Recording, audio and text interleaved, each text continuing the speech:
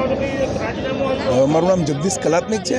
રાત્રે 1:15ની આસપાસ ફોન આવ્યો કે બી યુએન મહેતાની અંદર 3 દીકરાઓ ગટરમાં ગરકાવ થઈ ગયા છે। તો રાત્રે હું ને મારા મિત્ર વિપુલભાઈ આવ્યા હતા સાથે, ને રાત્રે 12 વાગ્યાથી માંડીને 6 વાગ્યા સુધી અહીંયા હતા। અમે જે પણ એનું પ્રશાસન છે એને બધી વાત કરી કે ભાઈ આ સુપ્રીમ કોર્ટની ગાઈડલાઈન છે કે ભાઈ કોઈ પણ વ્યક્તિને તમે ગટરમાં ઉતારી શકો નહીં, તો પણ કોને આદેશ આપ્યા આ લોકોને ગટરમાં ઉતરવાના? જે 4 વ્યક્તિઓના નામ છે એમાં કોઈ પિનાકીનભાઈ છે, એક કુણાલભાઈ છે, એક જેવીભાઈ છે, અને બીજા છે ચોથું નામ છે મિસ્ત્રી। એટલે આ 4 લોકો ઉપર અમારી તો એક જ માંગ છે, અને આ તમામ જે અહીંના આઉટસોર્સિંગના કર્મચારીઓ છે એ લોકોની એક જ માંગ છે કે ભાઈ આ 4 વ્યક્તિઓ ઉપર કાયદેસરની કાર્યવાહી થવી જોઈએ અને ફરિયાદ થવી જોઈએ। એટલે આ લોકો અત્યારે તમામ આઉટસોર્સિંગના તમામ કર્મચારીઓ હડતાળ પર સ્ટ્રાઇક કરીને બેઠા છે। એટલે એમની એક જ ગુહાર છે કે એમને ન્યાય મળવો જોઈએ। બીજી વાત, રાત્રે બહેનોએ ઘણી વાતો અમને કરી કે ભાઈ આ દીકરીઓ છે, બહેનો છે, બરોબર, એમના માટે ચેન્જિંગ રૂમ માટે કોઈ વ્યવસ્થા નથી। ચોથા માળે સીડીમાં ચોથા માળે આ લોકોને કપડાં બદલવા પડે છે। એટલે આ બહુ દુઃખની વાત છે કે ભાઈ જો ડૉક્ટર્સ માટે અને નર્સ સિસ્ટર માટે જો તમે ચેન્જિંગ રૂમ આપો છો તો આ દીકરીઓ આ બહેનો માટે કેમ નહીં? બરાબર, આ પણ અમે ડાયરેક્ટર સાહેબને રજૂઆત કરવાના છીએ, અને આ બાબતમાં કડકમાં કડક કાર્યવાહી થાય, અને પેનલ પીએમથી આ લોકોનું જે દીકરા ડેથ થયા છે એમનું પેનલ પીએમ કરાવીને બરાબર સત્ય બહાર લાવે, અને આવી ભવિષ્યમાં ક્યારે પણ બીજી કોઈ ઘટના ના ઘટે એ માટે તાકીદ છે। બરાબર, અમે અહીંના જે ડાયરેક્ટર સાહેબ છે દોશી સાહેબ, રાતે અમે સતત એમના કોન્ટેક્ટમાં ફોન કર્યા પણ સાહેબે ઉપાડે નથી। આરએમઓએ મળ્યા, બરાબર છે। એટલે અમારી એક જ માંગ છે કે ભાઈ તાત્કાલિક ધોરણે કડકમાં કડક કાર્યવાહી થવી જોઈએ, અને આ જે પણ દોષી છે એ લોકોના ઉપર એફઆઈઆર થવી જોઈએ।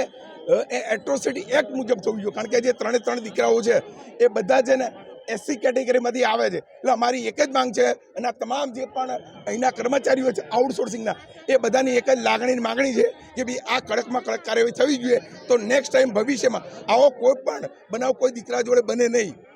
વિપુલ રાજપુરા, અસારવા વોર્ડ। ગઈકાલે રાત્રે 11:30 એક ફોન આવ્યો કે યુએન મહેતા હોસ્પિટલમાં 3 યુવકો ગટરમાં પડી ગયા છે।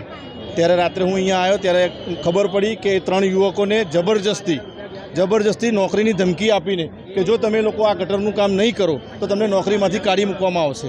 આવી પરિસ્થિતિના હિસાબે તે પોતાનું ગુજરાન ચલાવવા માટે નોકરી કરતા હોવાથી તે લોકોએ ગટરમાં ઉતરવાનું નક્કી કર્યું। પણ મેન્યુઅલ સ્કેવેન્જર એક્ટ મુજબ સુપ્રીમ કોર્ટનો આદેશ છે કે કોઈપણ વ્યક્તિએ ગટરમાં ઉતરવું નહીં, અને જો ગટરનું કોઈપણ કામ કરવું હોય તો એના માટે પ્રિકોશન જરૂરી છે। આવી જાણ હોવા છતાં કોર્ટના આદેશને પણ જો આ ગોળી પી જતા હોય એવા લોકોને કહેવા માંગીએ છીએ કે ભાઈ આ તમે ગટરના કામ કરાવવા માટેની તમારી પાસે કોઈ સુવિધા નથી, તો આ રીતે ગટરમાં ઉતારીને શું કોઈના છોકરા મારી નાખવાના છે તમારે? બીજી વાત કે 5 વાગ્યાનો બનાવ બન્યો છે, રાત્રે 1-1.5 વાગ્યા સુધી યુએન મહેતાનું પ્રશાસન CPR આપ કરતું હતું। એ CPR આપ કરતું હતું પણ તે ઓલરેડી મૃત હતું, અને એવું લાગે છે કે એ લોકો આરોપીઓને ક્યાંક ને ક્યાંક છાવરતા હતા। હજી એક ઘટનાને 14 થી 15 કલાક થયા છે, છતાં પણ કદાચ કોઈ પણ આરોપીની ધરપકડ થઈ નથી। એટલે એવું લાગે છે કે પ્રશાસન પણ એ આરોપીને બચાવવામાં પડ્યું છે।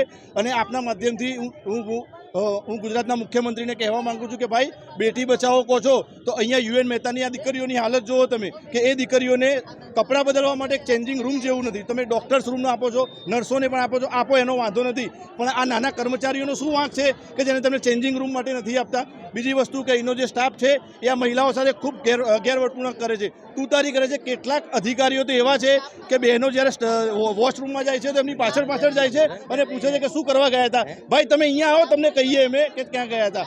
આ આપના માધ્યમથી અમારી માગણી છે ગુજરાત સરકાર અને પોલીસ પ્રશાસનને કે આ આરોપીઓને જલ્દીમાં જલ્દી પકડવામાં આવે, અને એટ્રોસિટી એક્ટ મુજબ તેમની પર ગુનો દાખલ કરવામાં આવે, અને તાત્કાલિક તેમની ધરપકડ કરવામાં આવે।